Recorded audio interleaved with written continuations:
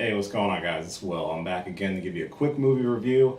I want to take a look at Ready Player One. Now, I got to see this film last week.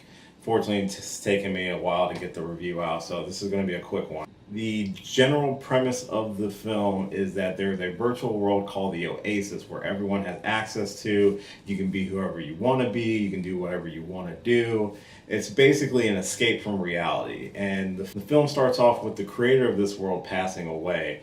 And in his will, a he leaves a treasure hunt for anyone to claim what's known as an Easter egg. It's basically it's the pot of gold at the end of the rainbow. It's X marks the spot, whatever kind of treasure analogy you want to use. There are three challenges in the film that people have to complete in order to claim this egg. If you claim the egg, you end up gaining ownership of the entire Oasis and almost the creator's entire fortune. So basically, you would almost rule the world.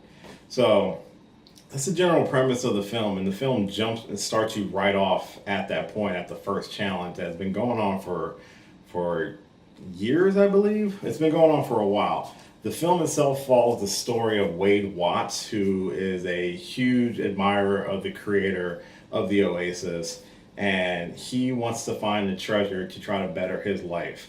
There is an antagonist in the film. It's played by Ben Mendelsohn. Not a big surprise. Ben Mendelsohn plays a lot of antagonists.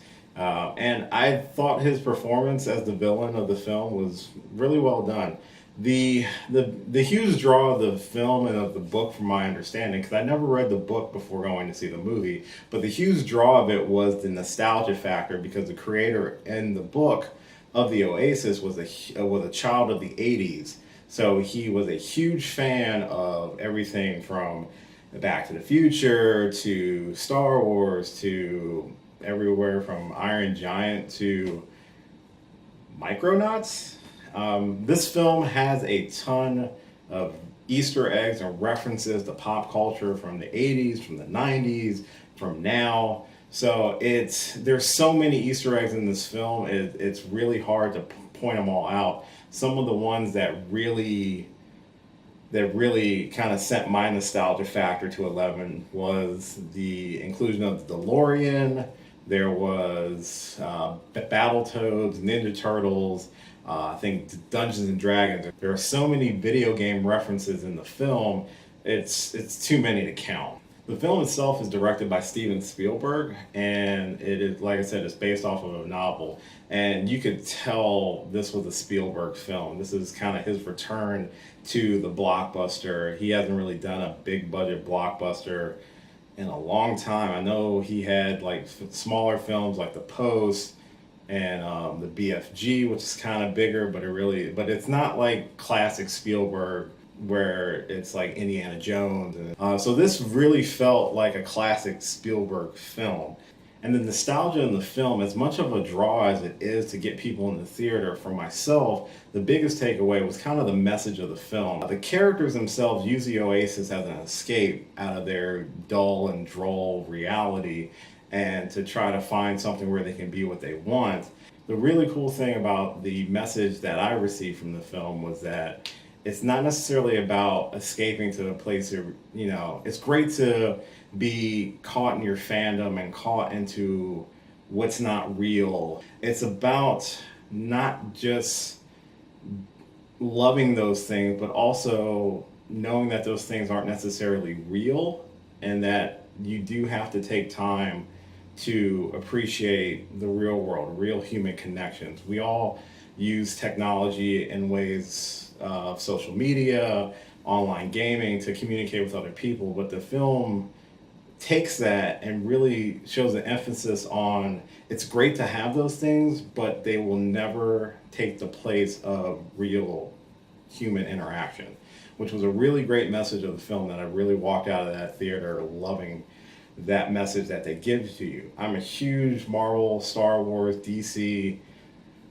gamer. I'm all of that rolled into one, and this film really showed that all of those things are great. The Oasis is great. Fighting for the Oasis was great, but really making meaningful connections with people is even greater. It's trying to find the balance between the two, and I think that's the message that I received from the film. In terms of things I didn't really like about the film, there wasn't any. I'm not gonna lie. I walked out of that theater really enjoying this film. I thought the actor portraying Wade Watts, who's the protagonist, I thought he did a really good job. And the supporting cast were funny, they were engaging.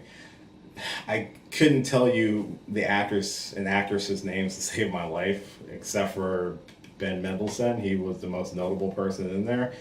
Simon Pegg does make a cameo in the film as well. And I would say it's a really good film. It's a fun film. I had a blast with it. I want to see it again because of so many references and Easter eggs. You kind of got to go back and watch. There's characters from DC. There's Marvel characters in there.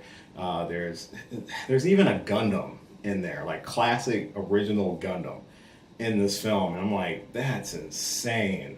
That's a deep pull. I'm a mech fan, like anime, giant robots. I'm a huge fan of that. So seeing that in the film was such a cool treat. If I have to say it, if anyone was going to get those IPs in order to use them in the film, they had to get Steven Spielberg, which they did. And I think he did an amazing job directing this film. I definitely recommend seeing it in theaters. It's definitely a wonderful film. It has a really great message at the end of it. I enjoyed the crap out of it. So that's my review of Ready Player One. Hopefully it was pretty coherent, and hopefully you'll give it a shot and go see it in the theater, because it's definitely a film I would suggest seeing on the big screen. Because of all the little Easter eggs and references in the film, seeing it on a big screen, you're going to get a better experience than if you just watch it on Netflix or Blu-ray. So, what did you guys think of the movie if you've had a chance to see it yet? What are some of the references you caught in the film that I might have missed? Like I said, there are a ton of them. I probably need to see it a second time just to get a good feel for it.